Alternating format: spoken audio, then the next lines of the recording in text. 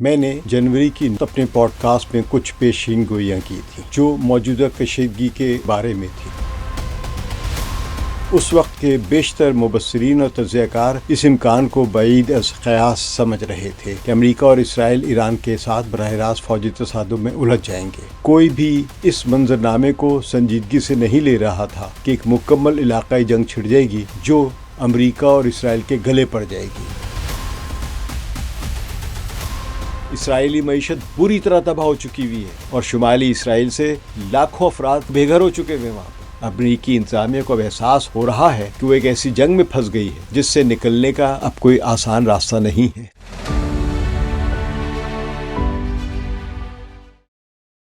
ثقلین امام کا سلام قبول کیجیے۔ میں نے جنوری کی اپنے پوڈ کاسٹ میں کچھ پیشین گوئیاں کی تھیں جو موجودہ کشیدگی کے جو آج عروج پر پہنچی ہوئی ہے اس کے بارے میں تھی۔ ابھی امریکہ اور اسرائیل نے ایران کے خلاف جارحانہ جنگ شروع نہیں کی تھی۔ اس وقت کے بیشتر مبصرین اور تجزیہ کار اس امکان کو بعید از قیاس سمجھ رہے تھے کہ امریکہ اور اسرائیل ایران کے ساتھ براہ راست فوجی تصادم میں الجھ جائیں گے۔ میڈیا میں جو بحثیں ہو رہی تھی وہ زیادہ تر سفارتی حل پابندیوں میں اضافے یا محدود فوجی کارروائیوں یعنی سرجیکل سٹرائکس کے گرد گھوم رہی تھی، اور اس کے علاوہ یہ بھی کہا جا رہا تھا کہ اگر امریکہ اور اسرائیل نے مل کر حملہ کیا تو ایران کے لیے بہت مصیبت پیدا ہو جائے گی۔ لیکن میں اس کے برعکس کچھ کہہ رہا تھا۔ ایران ایک کمزور ملک کی طرح مذاکرات کے ذریعے اپنے نیوکلیئر پروگرام پر JCPOA جیسے معاہدے کی کوشش کر رہا تھا جنگ سے پہلے تک، اور براہ راست جنگ سے بچنے کے لیے بہت کچھ سرنڈر کرنے کے لیے بھی تیار تھا۔ کوئی بھی اس منظرنامے کو سنجیدگی سے نہیں لے رہا تھا کہ ایک مکمل علاقائی جنگ چھڑ جائے گی جو امریکہ اور اسرائیل کے گلے پڑ جائے گی۔ لیکن آج جب اس جنگ کو شروع ہوئے 1 مہینہ ہو چکا ہے، یہ پرانا تجزیہ ایک مستقبل بینی کی دستاویز کی حیثیت رکھتا ہے۔ اس میں لکھی گئی ہر پیش گوئی ایران کی دفاعی صلاحیتوں سے لے کر خطرے میں جو امریکی اڈے ہیں، ان کی ملٹری بیسز ہیں، ان کی کمزوریوں تک۔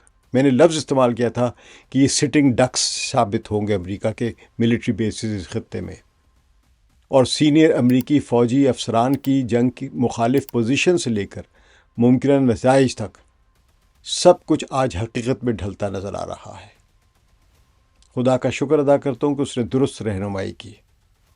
جنگ ہے، جنگ میں دونوں ایک دوسرے پر بمباری کر رہے ہیں، لیکن جو امریکہ اور اسرائیل کی گیم تھی، یہ کھیل تھی، یا ان کی توقعات تھی کہ پہلے ہی حملہ اتنا بھرپور ہوگا کہ ایران سنبھل نہیں پائے گا اور سیکنڈ سٹرائک کے قابل نہیں رہے گا، لیکن سب کچھ اس کے برعکس ہوا ہے۔ ایران اب لڑ رہا ہے، آبنائے ہرمز کے قبضے میں ہے، اور اب جنگ میں امریکہ اور اسرائیل صرف شہری آبادی پر، انفراسٹرکچر پر بمباری کر سکتے ہیں، اسٹریٹجکلی ایران کو شکست نہیں دے سکتے، بلکہ خود امریکہ ایک بہت بڑی مصیبت میں پھنسا ہوا ہے کہ اس کا ڈالر کا جو دنیا پر حاکمیت ہے، جو ہیجمنی ہے، وہ خطرے میں ہے، اور اسرائیل خود بڑی بری طرح تباہ ہو رہا ہے۔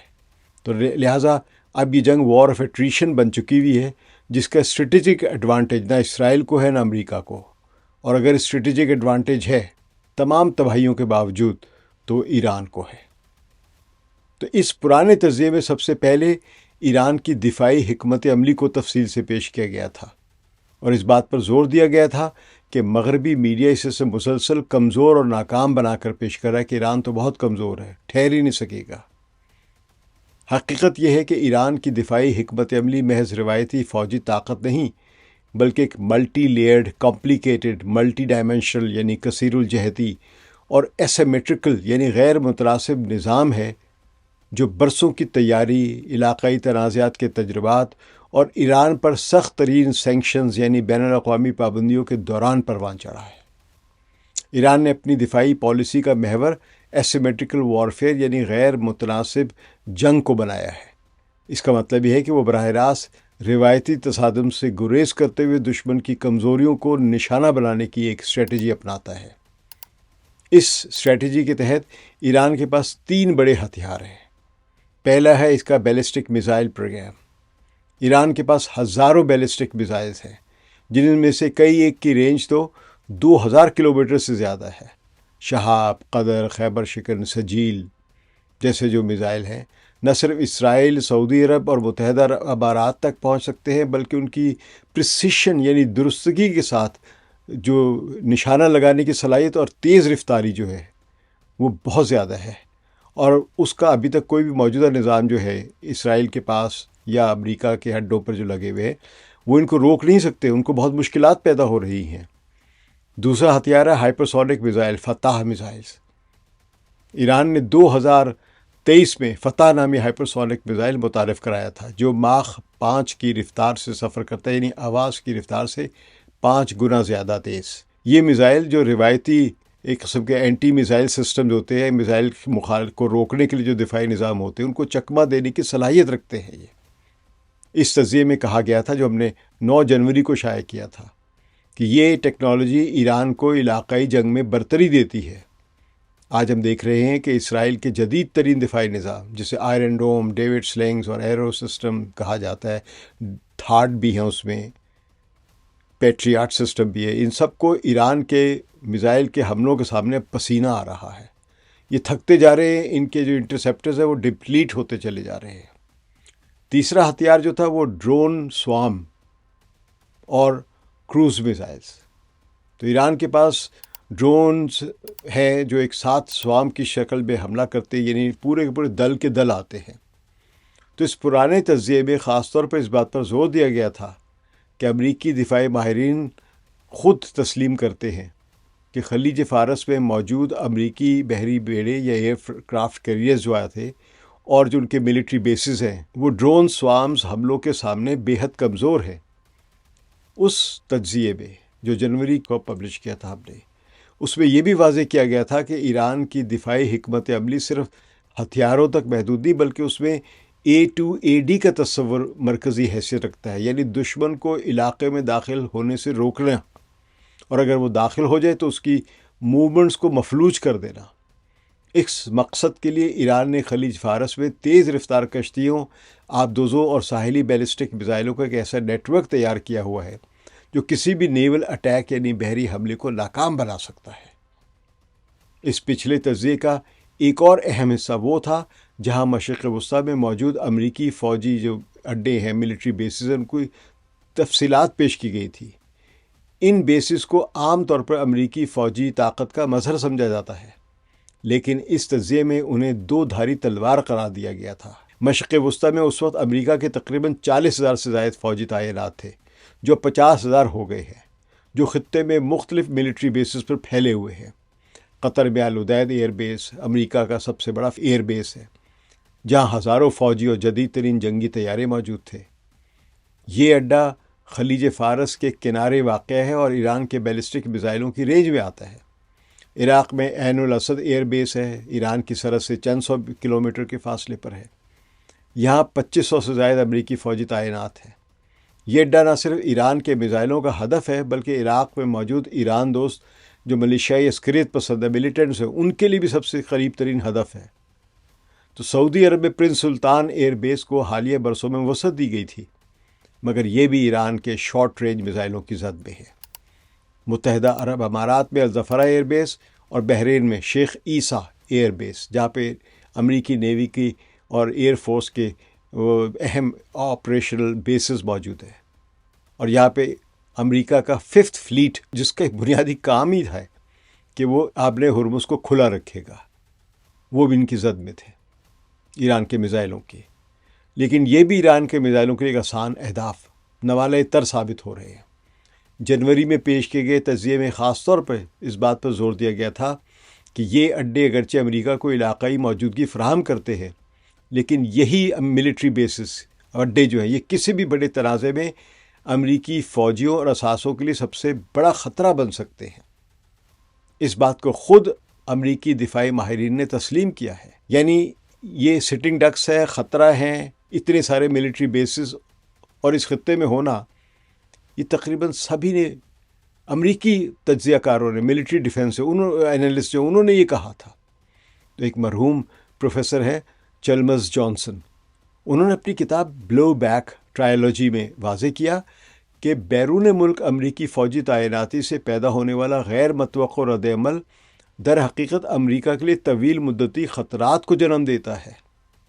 اینڈریو بیسوچ ایک ممتاز امریکی مورخ، مصنف اور ریٹائرڈ کرنل ہے۔ وہ اپنی کتابوں اور مضامین کے ذریعے امریکی خارجہ پالیسی اور فوجی مداخلت پسندی کے سخت ناقد کے طور پر جانے جاتے ہیں۔ تو اینڈریو بیسوچ نے مشرق وسطی میں امریکی فوجی مداخلت پر تنقید کرتے ہوئے نشاندہی کی ہے کہ یہ جو اڈے ہیں یہ مقامی مخالفت اور عدم استحکام کو ہوا دیتے ہیں۔ بڑے مشہور جو بین الاقوامی امور کے پروفیسر ہیں ہارورڈ یونیورسٹی کے، جان میئر شائمر، اب وہ ہارورڈ میں نہیں ہے ویسے، اور اسٹیفن والٹ، یہ ابھی بھی ہارورڈ میں ہے۔ ان جیسے معروف بین الاقوامی تعلقات کے اسکالرز جو ہیں وہ بھی اس بات پر زور دیتے رہے ہیں کہ بیرونی فوجی پھیلاؤ قدرتی طور پر مزاحمت کو زیادہ تیز کر دیتا ہے، اس کو تحریک دیتا ہے۔ تو جنوری والے پرانے تجزیے کا سب سے اہم اور آج کے تناظر میں سب سے زیادہ ریلیونٹ حصہ وہ ہے جہاں امریکی فوجی قیادت کے اعلیٰ ترین عہدوں پر فائز جنرلز، ایڈمرلز اور سیکیورٹی ماہرین کے ایران کے خلاف براہ راست جنگ سے مخالفت کو تفصیل سے پیش کیا گیا تھا۔ یعنی انہوں نے کس طرح اور کیوں امریکی فوجی قیادت نے، پیشہ ورانہ قیادت نے، انہوں نے ہمیشہ اپنی سیاسی قیادت کے یعنی صدر کو یہ مشورہ دیا کہ اگر ایران پر حملہ ہوا تو بہت نقصان ہوگا۔ یہ وہ لوگ ہیں جنہوں نے اس خطے میں برسوں خدمات سر انجام دی، جنہوں نے امریکی افواج کی کمانڈ کی اور جو ایران کی فوجی صلاحیتوں کو اندر سے جانتے تھے، سمجھتے تھے کہ اس خطے میں جنگ امریکہ کے لیے کتنا بڑا ڈیزاسٹر ہوگی۔ ان کی متفقہ رائے تھی کہ ایران کے ساتھ جنگ ایک تباہ کن غلطی ہوگی۔ یہ میں ان لوگوں کی چیزیں پڑھنے کے بعد میں نے یہ سب نتیجہ نکالا تھا، اور اس کی بنیاد پر میں نے جنوری کو اپنا تجزیہ پیش کیا تھا آپ کے سامنے۔ تو اس کی سب سے بڑی واضح مثال ایڈمرل ولیم جے فیلون ہے، جو 2007 سے 2008 تک خلیج فارس میں سینٹ کام یعنی امریکی سینٹرل کمانڈ ہے، اس کے کمانڈر رہے ہیں۔ ان کے دائرۂ کار میں مشرق وسطیٰ تھا، جس میں ایران بھی شامل ہے۔ جب صدر بش کی انتظامیہ ایران کے خلاف فوجی کارروائی کا منصوبہ بنا رہی تھی تو ایڈمرل فیلون نے نہ صرف ان کی مخالفت کی بلکہ مارچ 2008 میں اپنے عہدے سے استعفیٰ دے دیا تھا۔ انہوں نے بعد میں العربیہ نیوز کو انٹرویو میں کہا تھا کہ مجھے امید ہے کہ ایران کے خلاف کوئی جنگ نہیں ہوگی۔ ان کا استعفیٰ اس بات کی علامت تھا کہ فوجی پیشہ ور افراد اور سیاسی قیادت کے درمیان اس معاملے پر کتنا گہرا تضاد تھا۔ اسی طرح جنرل جیمز میٹس، جو 2010 سے 2013 تک سینٹرل کمانڈ کے کمانڈر رہے اور پھر بعد میں ڈونلڈ ٹرمپ کی جو پہلی گورنمنٹ بنی تھی 2017 سے لے کر 2021 تک کے درمیان، اس میں وہ وزیر دفاع بھی بنے تھے، بعد میں انہوں نے ریزائن کر دیا تھا۔ تو انہوں نے بھی ایران کے خلاف فوجی کارروائی کے خلاف واضح موقف اختیار کیا تھا۔ بڑا واضح موقع تھا ایران پر حملہ نہیں کرنا۔ ان کا کہنا تھا کہ ایران کی جو نیوکلیئر انسٹالیشنز ہیں ان پر بمباری محض اس سرگرمی کو 1 سے 3 سال تک مؤخر کر دے گی، اور یہ کہ ایسی کارروائی سے مجھے نہیں معلوم کہ آپ کو کیا ملے گا۔ ایک تجربہ کار فوجی کمانڈر ہونے کے باوجود انہوں نے بارہا خبردار کیا کہ ایران کے ساتھ جنگ کا کوئی واضح فوجی حل نہیں۔ آج کل وہ امریکہ اور اسرائیل کی ایران کے خلاف جو جنگ ہے اس پر بھرپور تنقید کر رہے ہیں، بلکہ انہوں نے یہ بھی کہا کہ امریکہ اور اسرائیل جیسا دعویٰ کر رہے ہیں کہ 7 یا پتہ نہیں 10,000 کے قریب جو اہداف پر انہوں نے بمباری کی ہے، تو اس کا مطلب ہے کہ ان کے پاس انٹیلیجنس ہی نہیں تھی کہ کہاں بمباری کرنی ہے، کیونکہ اتنے ہزار بمباری کا تو مطلب ہے کہ آپ کو جہاں بھی شک ہو رہا بس بمباری کیے جا رہے ہیں۔ لیکن پھر بھی ایران کے میزائل اور ان کے ڈرونز اڑنا بند نہیں ہوئے ہیں، بھرپور حملے کر رہے ہیں اسرائیل پہ بھی اور امریکی فوجی اڈوں پہ بھی۔ بہرحال ایک اور امریکی آفیسر تھے سینئر، ایڈمرل مائک ملن، بہت اہم تھے، جو 2007 سے لے کر 2011 تک جوائنٹ چیفز آف سٹاف کے چیئرمین رہے، یعنی پوری امریکی افواج کے سربراہ۔ انہوں نے 2010 میں کہا تھا کہ ایران کے خلاف فوجی کارروائی کے ناخوشگوار نتائج برآمد ہو سکتے ہیں۔ انہوں نے زور دے کر کہا تھا کہ فوجی طاقت کے استعمال سے پہلے سفارتی راستے مکمل طور پر استعمال ہونے چاہیے، یعنی وہ کہہ رہے تھے ترجیحی مذاکرات کو دو۔ ایک اور ممتاز امریکی جنرل مارٹن ڈیمسی، جو 2011 سے 2015 تک جوائنٹ چیفز آف سٹاف کے چیئرمین رہے، یہ بھی امریکی فوج کے سربراہ رہے۔ انہوں نے 2012 میں خبردار کیا تھا کہ ایران پر حملہ ناگزیر طور پر رد عمل کا باعث بنے گا، یعنی بہت نقصان ہو جس سے خطے میں عدم استحکام پھیلے گا اور امریکی مفادات کو شدید نقصان پہنچے گا۔ اب اس میں یہ چند جرنیل نہیں ہے، اب میں بتاؤں کس طرح کا کنسنسس تھا۔ American college of national security leaders ہیں، یعنی یہ امریکہ کے جرنیلوں کا، ایڈمرلز کا، ایئر مارشل کا جو ٹاپ کے لوگ ہیں اور جو ٹاپ کے ملٹری اینالسٹ ہیں، یعنی ایک ایسا پلیٹ فارم جہاں ریٹائرڈ فوجی جرنیلوں، ایڈمرلز اور سیکیورٹی ماہرین کی ایک اجتماعی آواز بنتی ہے، ان کا ایک پلیٹ فارم ہے متفقہ۔ تو اس نے جولائی 2019 میں، یعنی ان تمام جرنیلوں نے اس تنظیم کے تحت 76 ریٹائرڈ اعلیٰ افسروں نے ایک کھلا خط جاری کیا تھا جو شائع ہوا تھا۔ اس خط میں انہوں نے امریکہ پر زور دیا تھا کہ وہ ایران کے خلاف فوجی کارروائی سے گریز کرے، کیونکہ ایسا کرنے سے پورا مشرق وسطی مزید گہرے بحران کا شکار ہو سکتا ہے اور امریکہ ایک نئی نقصان دہ جنگ میں پھنس سکتا ہے۔ آج کئی لوگ کہہ رہے ہیں کہ ایسا ہوتا نظر آ رہا ہے، ایسا ہو رہا ہے، لیکن انہوں نے 2019 میں بتا دیا تھا، اور یہ سب امریکی جنرلز ہیں، یہ ادھر ادھر کے باہر کے لوگ نہیں ہیں، ان کی حب الوطنی پہ کوئی شک نہیں کرتا ہے۔ تو انہوں نے یہ اپنے سیاسی رہنماؤں کو یہ مشورہ دیا تھا کہ یہ جنگ مت لڑنا۔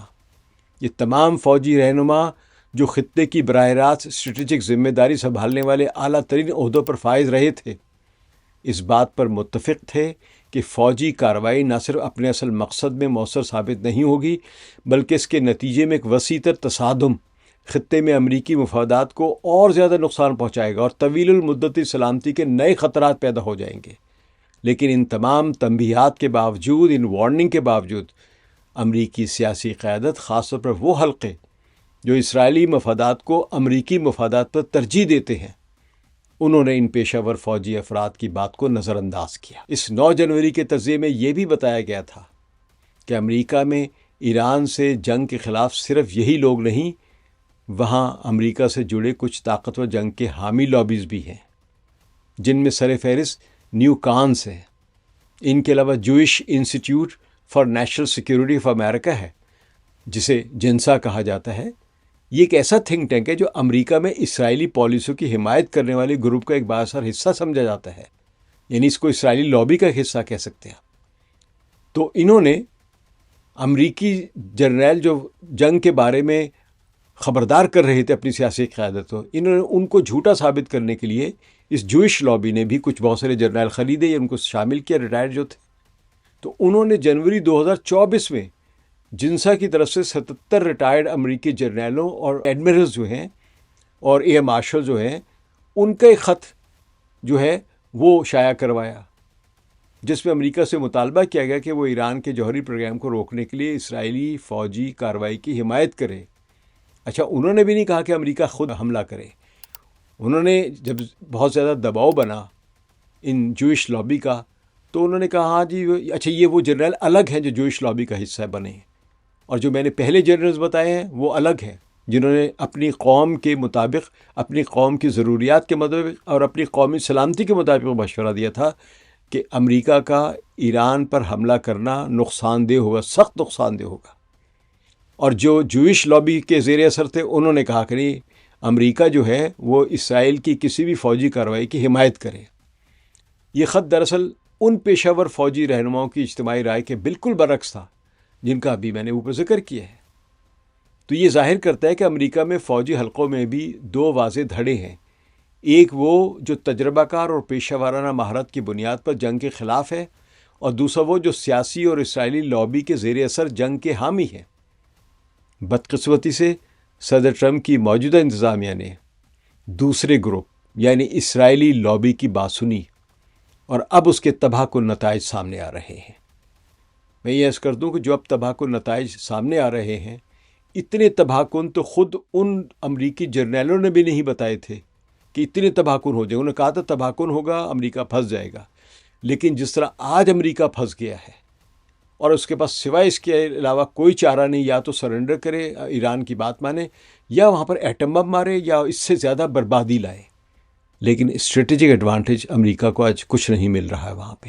اس سال کے آغاز میں جنوری کو جو جنگ سے پہلے تجزیہ ہم نے پیش کیا تھا، اس میں ایک اہم حصہ وہ بھی تھا جہاں امریکی محکمہ دفاع اور تھنک ٹینکس کی وار گیمز یعنی جنگی سیمولیشنز کے نتائج کو پیش کیا گیا تھا۔ سیمولیشنز یہ ہوتی جو کمپیوٹرز پہ بیٹھ کے یا آپ وار گیمز کو جس طرح چیس کھیلتے کہ اگر آپ نے چال چلی تو دوسرے یہ چال چلی، تو یہ سب کمپیوٹرز پہ کھیل کے ان کو ایک گیم بنائی جاتی کہ کون جیتے گا۔ یہ ایک قسم کی وار روم کی ایکسرسائزز، ملٹری ایکسرسائزز ہوتی ہیں۔ امریکہ میں یہ ساری سیمولیشن جو ہے وہ کمپیوٹرز پہ کی گئی، وار رومز کے اندر بیٹھ کے کی گئی۔ تو یہ سیمولیشنز بارہا یہ نتیجہ دے چکی تھی کہ ایران کے ساتھ جنگ میں امریکہ کو بھاری نقصان ہوگا، جانی اور مالی دونوں نقصان اٹھانا پڑے گا۔ تو منیمم جو ایک چیلنج ہے 2002 میں پینٹاگون کی طرف سے کی گئی تھی، اس قسم کی جو ایک سمجھ لیجیے جو ایکسرسائز تھی، سیمولیشن جو تھی، اور وہ سب سے بڑی اور مشہور وار گیم تھی۔ اس میں امریکہ نے ایران جیسی ایسیمیٹرکل وارفیئر یعنی غیر متناسب جنگ کی حامل طاقت کے خلاف جنگ کی سیمولیشن کی تھی کہ اگر ایران ایسیمیٹرکل وار لڑتا ہے امریکہ کے خلاف تو کیا نتیجہ نکلے گا۔ اس سیمولیشن میں مخالف فورس جو کہ ایران کی نمائندگی کر رہی تھی، اس نے لو ٹیکنالوجی حملوں سے امریکی نیول فلیٹ کو تباہ کر دیا تھا سیمولیشن میں، جس کے نتیجے میں ہزاروں امریکی فوجی ہلاک ہو گئے تھے۔ یہ سیمولیشن اتنی شدید تھی کہ اسے بعد میں ریگڈ یعنی دھاندلی شدہ ایک سیمولیشن قرار دیا گیا، مگر حقیقت یہ ہے کہ اس نے امریکہ کی لو ٹیکنالوجی والے حریف کے خلاف جنگ کے سامنے امریکی کمزوری کو بے نقاب کر دیا تھا۔ آج یہ کمزوری میدان جنگ میں بے نقاب ہو رہی ہے۔ اب سیمولیشنز نہیں ہیں، اب ایکچولی امریکہ کے ملٹری بیسز تباہ ہو رہے ہیں۔ امریکہ کے 2 بڑے ایئر کرافٹ کیریئرز پسپا ہو چکے ہوئے ہیں۔ یو ایس جرالڈ فورڈ اب اس کے متعلق تو مذاق ہی بن گیا ہے، اور وہ کئی مہینوں تک دوبارہ استعمال کے قابل بھی نہیں رہ سکے گا۔ یو ایس ابراہم لنکن جو اس کا بھی حال دیکھ لے، پسپا ہو کے پیچھے ہو گیا ہوا ہے۔ تو بہرحال اسی طرح کی ایک پرانی بروکنگز انسٹیٹیوٹ کی بھی ایک سیمولیشن ہے۔ اس میں امریکہ اور اسرائیل کی جنگ ایک خوفناک انجام پر ختم ہوتی ہے، جہاں دونوں طرف ہزاروں ہلاکتیں ہوئی ہیں اور جنگ علاقائی سطح پر پھیل گئی ہے۔ یہی ہو رہا ہے اس وقت، دونوں طرف ہلاکتیں ہو رہی ہے، دونوں طرف تباہی و بربادی ہو رہی ہے، لیکن امریکہ کو اسٹریٹجک ایڈوانٹیج کوئی نہیں مل رہا ہے۔ بروکنگز انسٹیٹیوٹ کے علاوہ امریکہ کا ایک مشہور تھنک ٹینک ہے رینڈ کارپوریشن ریسرچ اینڈ ڈیولپمنٹ، جس کو کہتے ہیں امریکہ کے جتنے بھی تھنک ٹینکس ہیں ان کی مدر کہلاتا ہے۔ تو رینڈ کارپوریشن کی 2010 کی رپورٹ سیریس پلے وار گیمز ایکسپلور آپشنز آن ایران، اس میں کہا گیا کہ ایران کے نیوکلیر پروگرام کو فوجی کارروائی سے روکنا انتہائی مشکل ہے، اور اس سے امریکہ کو شدید معاشی اور فوجی نقصان ہوگا۔ کوئنزی انسٹیٹیوٹ یہ بھی ایک تھنک ٹینک ہے، اس کی ایک رپورٹ میں تو یہاں تک کہا گیا تھا کہ امریکہ ایران سے جنگ ہار سکتا ہے کیونکہ ایران طویل جنگ کے لیے تیار ہے۔ یہ تمام سیمولیشنز، یہ ریسرچز، یہ وار گیمز امریکی محکمہ دفاع یعنی پینٹاگون اور معروف تھنک ٹینکس کی طرف سے کی گئی تھی۔ ان کے نتائج واضح تھے کہ ایران کے ساتھ جنگ امریکہ کے لیے تباہی ہوگی، لیکن ان کے نتائج کو نظر انداز کر دیا گیا۔ ان رپورٹس کی جو ایڈوائس تھی وہ نظر انداز کی گئی ڈونلڈ ٹرمپ نے کی۔ جنگ سے پہلے کے اس تجزیے میں ایران کے بین الاقوامی اتحادیوں، خاص طور پر چین اور روس کے کردار کو بھی تفصیل سے پیش کیا گیا تھا۔ یہ بتایا گیا تھا کہ ایران نے مشرق کی طرف جھکاؤ کی پالیسی اپنا رکھی ہے، یعنی اس کا پیوٹ جو ہے وہ ادھر جا رہا ہے مشرق کی طرف، اور مشرق سے مراد یہاں پہ روس اور چین کی طاقت ہے، جس کے تحت وہ روس اور چین کے ساتھ اسٹریٹجک تعلقات کو مضبوط کر رہا ہے۔ یہ پرانی رپورٹوں میں لکھا ہوا ہے۔ روس کے ساتھ ایران کا حالیہ دفاعی معاہدہ اس بات کی علامت ہے کہ ماسکو تہران کو S-400 ایئر ڈیفنس سسٹم جیسی جدید ٹیکنالوجی فراہم کر سکتا ہے، اور اب کی ہے۔ اس کے علاوہ روس جو ہے وہ شیڈو فلیٹس کے ذریعے ایران کی تیل برآمدات میں مدد کر رہا ہے، جس سے امریکی پابندی کی افادیت کم ہو رہی ہے۔ یہ میں جنگ شروع ہونے سے پہلے ہی کہا تھا 9 جنوری کو۔ اب تو خیر ایران نے خلیج فارس کو مکمل اپنے کنٹرول میں لے لیا ہوا ہے، اور آپ نے ہرمز اس کا مکمل قبضہ ہے۔ تو اگرچہ روس کی براہ راست فوجی مداخلت کا امکان کم ہے، لیکن وہ ہتھیاروں کی فراہمی، انٹیلیجنس شیئرنگ اور اقوام متحدہ میں امریکہ کے خلاف ایک سفارتی محاذ پر ایران کی حمایت کر رہا ہے۔ چین کا کردار اگرچہ زیادہ محتاط ہے، مگر اسٹریٹجک ہے۔ چین ایران کا سب سے بڑا تجارتی پارٹنر ہے اور 25 سالہ معاہدے کے تحت وہ ایران کو دفاعی ٹیکنالوجی، میزائل ٹیکنالوجی اور ڈرونز فراہم کر رہا ہے، اس کی ٹیکنالوجی، اور یہ ایران خود اب بنا رہا ہے۔ تو حالیہ مہینوں میں چین نے ایران کو جدید فضائی دفاعی نظام کیسے فراہم کیے؟ الیکٹرانک وارفیئر کے لیے الیکٹرانک ایکوپمنٹس دیے ہیں، وہ سافٹ ویئرز دیے ہیں، وہ ایپس دیے ہیں، وہ سیٹلائٹ سپورٹ دی ہے، جس کی وجہ سے ایران کے میزائل جو پریسیشن کے ساتھ اپنے اپنے نشانوں پر ہٹ ہو رہے ہیں۔ چین کی دلچسپی یہ ہے کہ ایران پر امریکی پابندی اور دباؤ اس کے لیے بھی ایک اسٹریٹجک مسئلہ ہے، اس لیے وہ ایران کو اقتصادی اور ٹیکنالوجیکل مدد فراہم کر کے امریکی تسلط کو چیلنج کر رہا ہے۔ اور ایکسس آف ریزسٹنس، مزاحمت کا محور، جس میں حزب اللہ، حوثی، عراقی ملیشیاں اور شام کے پرانے لوگ جو تھے جو بکھرے ہوئے ہیں وہ بھی شامل ہیں، وہ عراق میں آ چکے ہوئے ہیں۔ تو ایران کی خارجہ پالیسی کا سب سے مؤثر ہتھیار ہے یہ اس کے اسٹریٹجک پارٹنر، یہ ایکسس آف ریزسٹنس جو ہے۔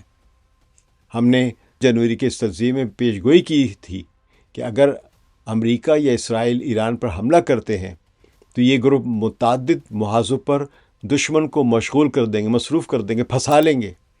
آج ہم دیکھ رہے ہیں کہ یمن کے حوثی بحر احمر میں عالمی تجارت کو مفلوج کرنے کے لیے تیار ہیں۔ ان کا مسلسل اب تازہ ترین یہ بیان آیا ہے کہ وہ کسی بھی وقت حملہ شروع کر سکتے ہیں۔ حزب اللہ اسرائیل کے ساتھ لڑ رہی ہے اور تازہ ترین اطلاعات کے مطابق اسرائیل کی جو زمینی فوج اور ٹینکس اندر ہوئے، داخل ہوئے، وہ بڑی بری طرح ٹریپ میں آ کے تباہ ہو رہے ہیں، اور حزب اللہ مسلسل راکٹ داغ رہی ہے اسرائیل کے شمالی علاقے میں۔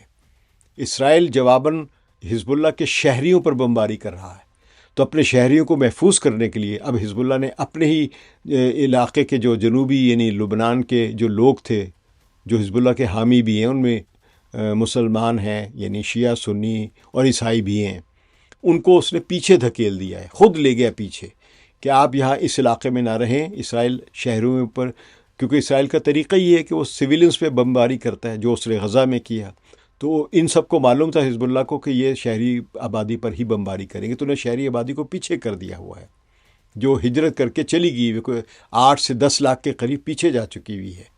تو ان کو محفوظ کر کے اب وہ اس پورے میدان میں جو جنوبی لبنان کہلاتا ہے، وہاں پہ اسرائیلی ٹینکوں کو اور ان کے سولجرز کو پھنسا کر اندر لاتے ہیں، اور اسرائیلی سوچ رہے ہوتے کہ یہ تو بڑے، ہم تو آسانی سے ٹینکوں پہ چلے جا رہے ہیں، لیکن جب وہ کلنگ زون میں آ جاتے ہیں تو پھر ان پر میزائل، راکٹس، ڈرونز سے حملہ کر کے وہ تباہ کر رہے ہیں۔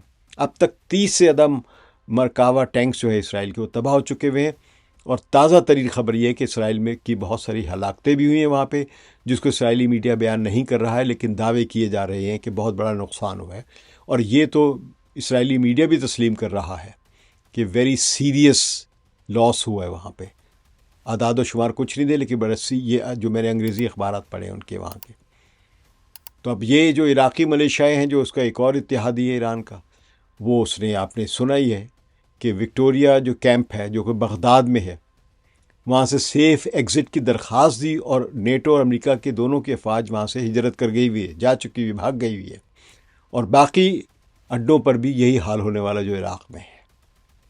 آج جب اس جنگ کو شروع ہوئے 4تھا ہفتہ گزر چکا ہے، 5ویں ہم داخل ہو چکے ہیں، یہ واضح ہوتا جا رہا ہے کہ وہ تمام خدشات جو ان پیشہ ور فوجی ماہرین اور دفاعی ماہرین نے برسوں پہلے اٹھائے تھے، اب حقیقت میں تبدیل ہو رہے ہیں۔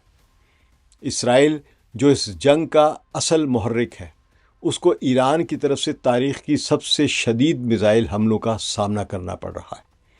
اس کے جدید ترین فضائی ایئر ڈیفنس سسٹم یعنی جو بھی ہے، جن پر اربوں ڈالر خرچ ہوئے ہوئے ہیں، ایک انٹرسیپٹر جو ہے وہ 4 ملین ڈالرز کا ہے، وہ بارہا ایران کے ہائپرسونک اور بیلسٹک میزائلوں کے سامنے ناکام ہوتے جا رہے ہیں۔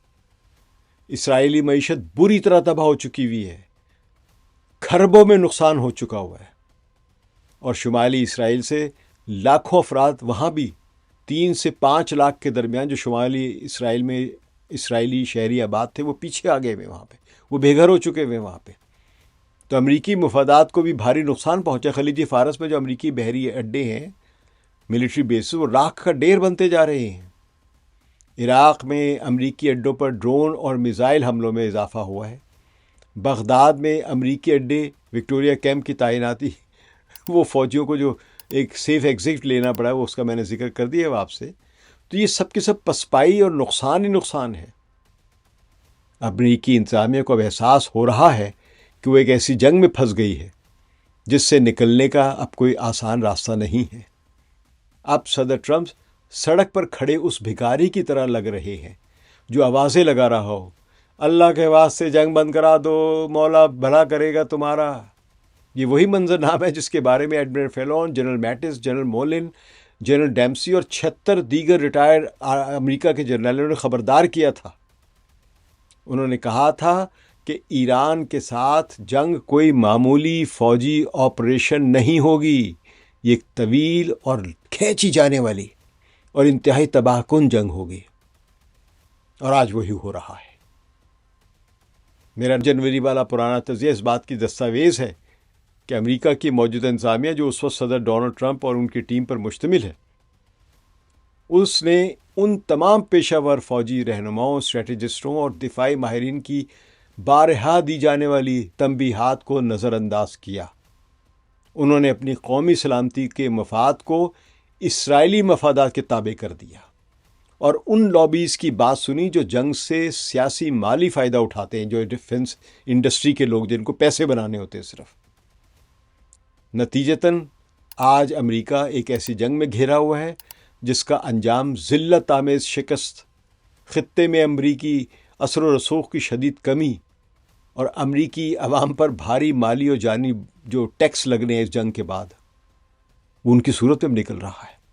اور سب سے بڑی بات یہ کہ ڈالر کی ہیجمنی اب مکمل خطرے میں ہے. یہ وہ مستقبل کی بینی تھی جو اس پرانے تجزیے میں موجود تھی، جو ہم نے جنوری کو یہاں پہ یوٹیوب پہ اسی جگہ شائع کیا تھا. یہ کسی جوتشی یا کوئی میجیکل گلاس یا کسی جادوئی طریقے سے ہم نے نہیں دیکھا تھا کہ مستقبل میں کیا ہونے والا ہے، بلکہ انہی امریکی ماہرین کی رپورٹوں میں پڑھا تھا. یہ وہ حقائق تھے جو پینٹاگون کی وار گیمز، تھنک ٹینکس کی ریسرچز اور سینئر فوجی افسران کی تجربہ کار رائے کی شکل میں بارہا سامنے آ چکے تھے ماضی میں. لیکن جب سیاسی قیادت نے پیشہ ورانہ مشورے کو نظر انداز کر کے لابی گروپس کی بات سنی تو انجام وہی ہوا جس کی پیش گوئی کی گئی تھی. بلکہ میں یہ کہوں گا پیش گوئی میں بھی اتنی بری شکست نہیں تھی. نقصان، شدید نقصان یہ تھا، کسی کو یہ اندازہ نہیں تھا کہ امریکہ کی پوری اکانومی اب دنیا میں جس کی ڈالر کے ذریعے جو گلوبل ہیجمنی ہے وہ خطرے میں پڑ جائے گی. تو آج کا امریکہ اور اسرائیل اس جنگ کے نتائج اب بھگت رہے ہیں، بالکل اسی طرح جیسے پہلے والے تجزیے میں لکھا تھا میں نے جنوری کو. میں خدا کا شکر ادا کرتا ہوں کہ جس نے دیوار پر لکھا پڑھنے کی صلاحیت عطا فرمائی. فی الحال سکون رکھیے، شہیدوں کے لیے دعا کریں جو تاریخی کام کر رہے ہیں. ثقلین امام کو اجازت دیجیے. خدا حافظ.